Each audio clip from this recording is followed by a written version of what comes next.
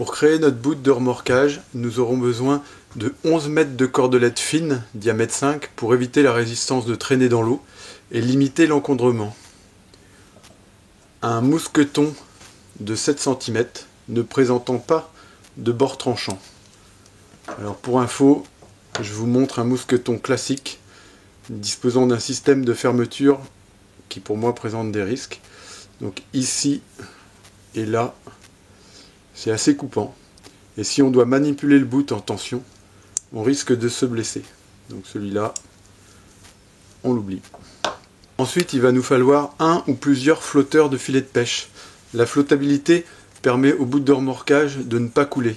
Le fait d'utiliser un bout de flottant comme celui-ci diminue fortement le nombre de flotteurs et par la même occasion la résistance de traîner toujours dans l'eau. Ensuite, on aura besoin de 50 à 60 cm de sang d'eau, le plus résistant possible pour créer un amortisseur. Et ben voilà, c'est parti. Alors, on déroule la cordelette. Je vais passer le flotteur, passer le mousqueton, revenir dans le flotteur et me laisser un petit peu de marge. Ensuite, je prends mon sang d'eau. Je vais faire un nœud de plein point avec le tout. Il faut réussir à ressortir le sang d'eau au même endroit sur l'élastique et après on va venir sortir les 11 mètres de cordage.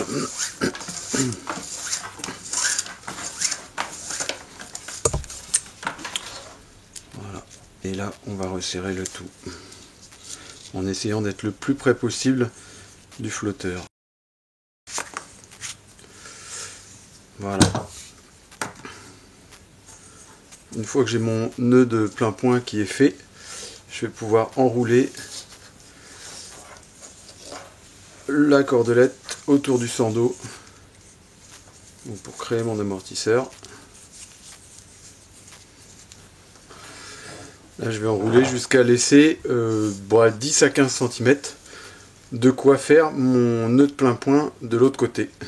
Donc là, même opération, on fait un nœud, le surplus, on n'en a pas besoin, donc on va pouvoir le brûler. Attention de ne pas couper trop court, sinon on sera obligé de tout recommencer, évidemment.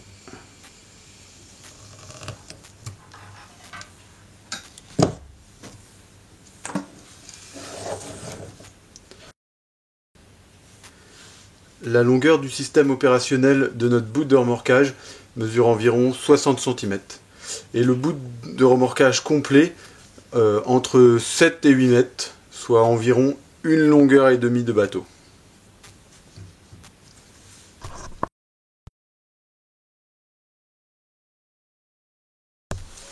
Alors comment va-t-on le ranger?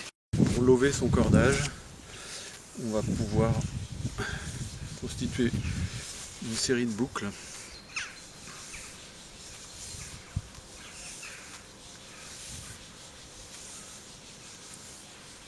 Une fois qu'on en a suffisamment, on fait un serrage autour de toutes ces boucles.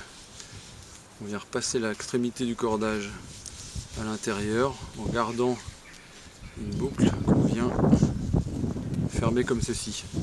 Vous avez vu, ça m'a pris une trentaine, quarantaine de secondes. Donc ça, c'est un système qu'on peut utiliser sur le bateau pour ranger son bout une fois qu'on l'a utilisé. Deuxième possibilité, donc je disais, c'est de réduire son bout par des nœuds de chaînette. Donc là, on va faire une première demi-clé gancée. Et après, on va faire une série de nœuds magiques. Hop. Toute une série. Alors, je vous épargne sur la vidéo toute la série.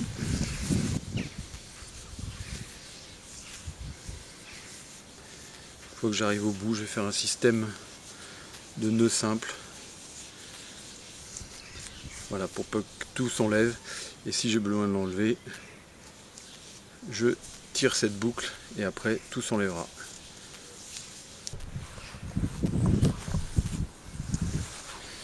Une fois les nœuds de chaînette accomplis, donc notre bout qui faisait 7 mètres n'en fera plus que environ 2, ce qui est beaucoup plus facile pour le ranger sur notre pont.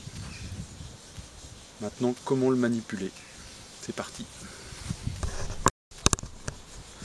Alors, où va-t-on ranger ce bout sur le bateau? Eh ben, il faut que notre bout y soit très rapidement opérationnel. Donc sur les bateaux, on peut avoir une trappe avant qui sera située en avant de l'îloir, une trappe arrière qui sera ici. Surtout éviter les trappes qui sont à l'extrémité du bateau puisque celles-ci ne sont pas accessibles.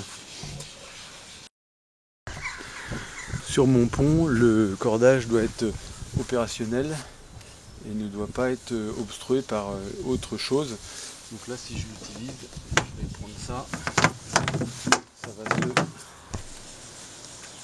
ou amarrer le bout sur le kayak. Sur la ligne de vie ou un point d'ancrage solide de la structure. Et quel nœud utiliser? Eh ben, on a 2 nœuds, la demi-clé gancée. Donc on va faire un tour et un nœud simple classique à l'intérieur sur lequel on va laisser une longueur de cordage de façon à ce que, en cas de sécurité, on puisse larguer le tout. Si je tire ici, mon nœud se libère. On peut aussi faire la même chose avec un nœud de cabestan gancé. Je fais un nœud de cabestan sur lequel je vais laisser dépasser ma boucle. Pareil, en cas de souci de sécurité, je largue et c'est parti. Va-t-on mettre le bout de remorquage sur le bateau que l'on va remorquer? Le plus à l'avant possible de l'embarcation, de façon à tirer dans l'axe du bateau. On se met sur la ligne de vie. Et là, on va pouvoir tirer dans l'axe. Comme je le précisais lors du choix du matériel, l'ensemble du dispositif mousqueton, flotteur, amortisseur devait être le plus court possible pour éviter la traînée dans l'eau. Cette recommandation est vraiment accentuée sur un remorquage de longue durée où le kayakiste remorqueur aura déjà un effort supplémentaire à fournir pour chaque coup de pagaie. À quel moment utiliser son bout de remorquage? Dès le premier signe de fatigue d'un pratiquant. Ne pas attendre que le kayakiste en difficulté n'ait plus d'énergie pour vous aider lors du remorquage à venir. Pour secourir un kayakiste blessé, pour dégager un kayakiste d'une situation délicate, roche, courant, pour aider à maintenir une trajectoire rectiligne à un kayakiste débutant ou ne disposant pas de dérive par vent de travers soutenu, pour rapporter son embarcation à une personne tombée à l'eau, sans oublier l'utilité d'un fil à linge lors d'un bivouac. Dans tous les cas, ne pas surestimer vos capacités lors d'un remorquage. Si vous sentez que les conditions se dégradent, n'attendez pas le dernier moment pour contacter les secours, par radio VHF canal 16 ou par téléphone au 196.